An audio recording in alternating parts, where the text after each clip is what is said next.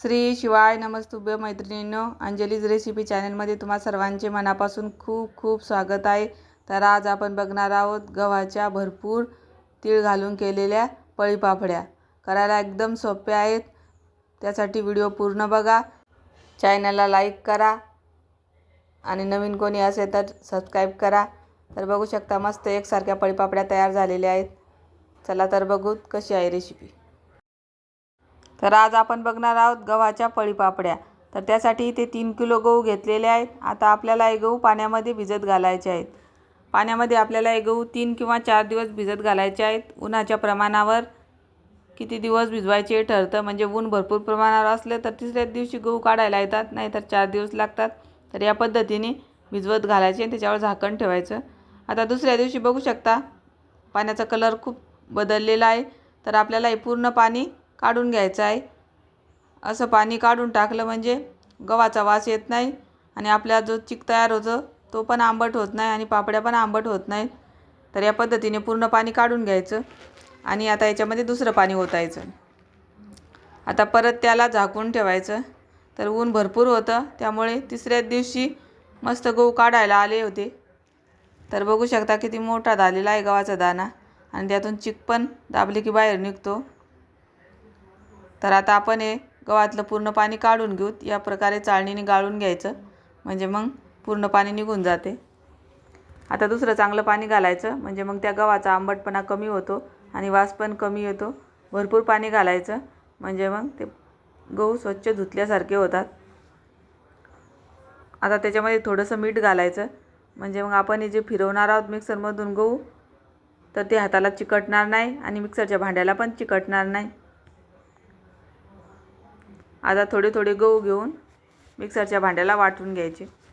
तर या पद्धतीने पाणी घालूनच हे काढायचं, एकदम गहूच नाही फिरवायचे। तर या पद्धतीने काढायचं, एकदम बारीक पेस्ट नाही काढायची। आता तयार झालेले पेस्ट एका थाटीमध्ये पाणी घ्यायचं, त्याच्यामध्ये थोडंसं मीठ घालायचं। आता राहिलेले गहू या पद्धतीनेच काढून घ्यायचे। तरी ते थाटीमध्ये ते काय बसणार नाही, म्हणून एकदम मोठ्या टोपामध्ये काढून घेतलेला आहे। आता मिक्सरमधून काढत राहायचं आणि एक जणानं असं याच्यामधला कोंडा पिळून काढायचा। तुम्ही बघू शकता आता पूर्ण कोंडा आपल्याला या पद्धतीने पिळून काढायचा आहे। तरी ते कोंडा पूर्ण काढून झालेला आहे। आता तयार झालेला चिक आपल्याला चाळणीमधून गाळून घ्यायचा आहे। या चिकामध्ये पण कोंड्याचं प्रमाण असतं, सर्व काही कोंडा आपल्याला त्यासारखा पिळून काढता येत नाही। तर या पद्धतीने चिक गाळून काढायचा, म्हणजे मग जे कोंडा शिल्लक राहतो त्या चाळणीमध्ये उरतो। तर बघू शकता तयार झालेला चिक या पद्धतीने पूर्ण गाळून घेतलेला आहे।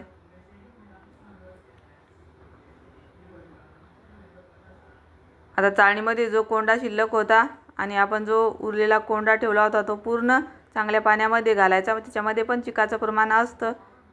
तर एकदा आपल्याला परत तो पिळून काढायचा आहे, म्हणजे आपल्याला पूर्ण चिक मिळेल।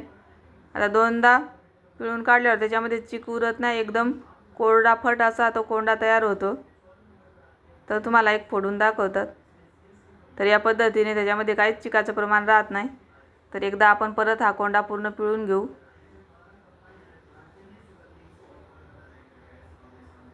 तर इथे आपला चिक तयार झालेला आहे। आता तयार झालेला चिक आपल्याला या पद्धतीने पिठाच्या चाळणीने गाळून घ्यायचा आहे। तर या पद्धतीने दोनदा गाळून घेतल्यावर त्याच्यामध्ये थोडं पण कोंड्याचं प्रमाण राहत नाही, अगदी पांढरा शुभ्र चिक आपल्याला मिळतो।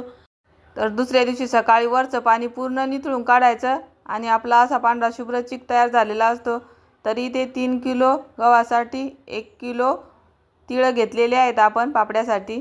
तीळ स्वच्छ धुवून घ्यायचे या पद्धतीने, म्हणजे मग त्याच्यामध्ये काय कचरा वगैरे असतो तो सगळं निघून जातो। आपल्याला तीळ हे ओलेच वापरायचे आहेत, त्याच्यामुळं धुवून घ्यायचे आणि एका चाळणीमध्ये सुकायला ठेवायचे। तीळ पॅकेटचे जरी असले तरी त्याच्यामध्ये घाण असते, बघू शकता। आता सकाळचे 5 वाजलेले आहेत आणि आईने चुलीवर आधण ठेवलेलं आहे। तरी ते 1.5 हांडा पाणी आधणासाठी ठेवलेलं आहे। आपला चिक जेवढा आहे त्याच्या 1.5 पट पाणी घालायचं, अगदी योग्य प्रमाण आहे। आम्हाला वरतून पाणी पण घालावं लागलं नाही अशा पद्धतीने आधण ठेवल्याच्या नंतर। तर बघू शकता इथे पातेल्यामध्ये आधण ठेवलेलं आहे। आता त्याच्यामध्ये गरजे इतकं मीठ घालायचं, तर इथे एक पळीभर मीठ घातलेलं आहे. आता ते व्यवस्थित मिक्स करून घ्यायचं आणि पाण्याला छान उकळी येऊ द्यायची. झाकण ठेवायचं म्हणजे मग लवकर उकळी येते. तर इकडे चिक पण तयार आहे, पण याच्या बुडाशी घट्ट असा चिक तयार होतो. तर आपल्याला तो पूर्ण मोकळा करून घ्यायचा आहे. तर बघू शकता या पद्धतीने घट्ट चिक खाली बसलेला असतो तळाला. तर तो या पद्धतीने पळीने एकसारखा करून घ्यायचा आहे. कुठेही चिकाचा गोळा राहिला नाही पाहिजेत. एकसारखा चिक आपल्याला हवा आहे. त्याच्यामुळे या पद्धतीने पळीने पूर्ण तो मोकळा करून घ्यायचा. तर बघू शकता इथे पूर्ण चिक मोकळा करून घेतलेला आहे, एकसारखा बनवलेला आहे. थोडाही आता कुठे गाठ खाली चिक जमा नाही आहे. एकदम पांढरा शुभ्र असा चिक तयार झालेला आहे.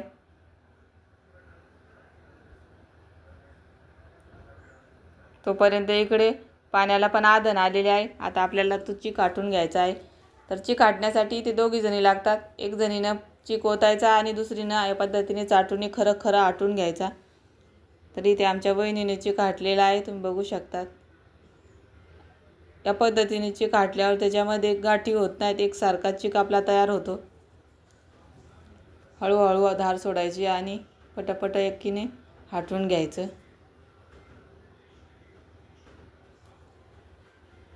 तर या पद्धतीने चाटूने सतत हलवत राहायचं म्हणजे मग बुडालाही लागत नाही चिक.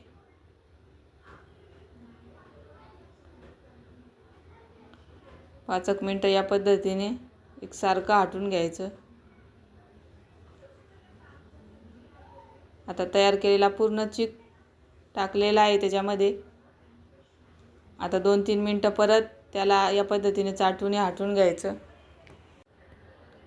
आता आपल्याला चुलीमधला जाळ कमी करायचा आहे आणि आहारावरच हा चिक 15 ते 20 मिनटं शिजवून घ्यायचा आहे. तर मधामधात या पद्धतीने चाटूने हलवत राहायचं बुडापासून, म्हणजे मग करपत नाही आपला चिक. तर या पद्धतीचा चिक तयार झालेला आहे. आता आपल्याला पळीपापड्या घालायच्या आहे, त्याच्यामुळे या पद्धतीचा चिक आपल्याला हवा आहे. आता 10-15 मिनटं शिजवल्यानंतर बघू शकता थोडाही चिक हाताला चिटकत नाही, म्हणजे आपला चिक छान शिजलेला आहे. आता आपण पातेलं खाली घेऊ आणि त्याच्यामध्ये तीळ घालू.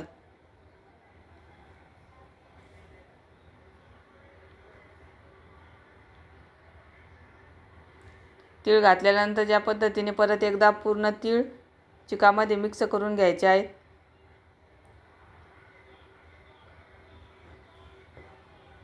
तीन किलो गव्हासाठी ते 1 किलो तीळ वापरलेले आहेत. तर व्यवस्थित मिक्स करून घेतले तीळ चिकामध्ये, बघू शकतात. आता पळीपापड्या घालण्यासाठी आपला चिक तयार झालेला आहे. आता तयार झालेला चिक एका छोट्या पातेल्यामध्ये काढून घ्यायचा. एकदम मोठं पातेलं आपल्याला टेरेसवर नेता येणार नाही. तर या पद्धतीने 2 पातेल्यामध्ये चिक काढून घेतलेला आहे. तर या पद्धतीने पळीने पापड्या घालून घ्यायच्या. थोडंसं मिश्रण टाकायचं आणि या पद्धतीने पळी फिरवायची. एकदम पातळ पण नाही घालायच्या पापड्या, वाळल्यानंतर खूप पातळ होतात ह्या. तर या पद्धतीने एका पळीची एक पापडी घालायची. तर सर्व पापड्या आता या पद्धतीने आम्ही घालून घेतो. तर बघू शकता इथे पूर्ण पापड्या घालून झालेल्या आहेत.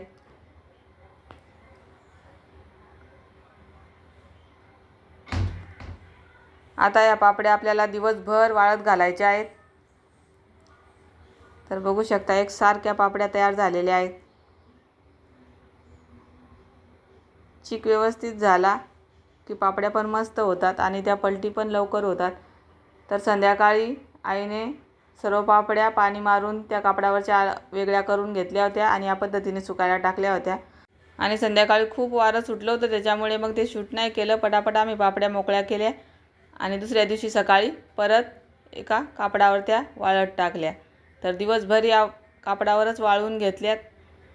तर बघू शकता मी तुम्हाला एक पापडी जवळून दाखवते. किती पातळसर अशी पापडी तयार झालेली आहे. मस्त पळीपापड्या तयार होतात. आता या दिवसभर उन्हात वाळवून घ्यायच्या. तर दुसऱ्या दिवशी अशा 2 टोपल्यामध्ये या पापड्या वाळत ठेवल्या होत्या. पळीपापड्याला जास्त वेळ लागत नाही वाळायला. तर 3 दिवसात मस्त वाळलेल्या होत्या आणि किती मस्त ठिसूळ झालेल्या आहेत, बघू शकतात. बघा किती मस्त ठिसूळ झालेल्या. तुम्ही पापड्या याच्याही खाऊ शकतात, तळून पण खाऊ शकतात. एकदम भारी लागतात. तर कशी वाटली पापड्यांची रेसिपी नक्की कमेंटमध्ये सांगा. आवडल्यास लाईक शेअर सबस्क्राईब करा. धन्यवाद.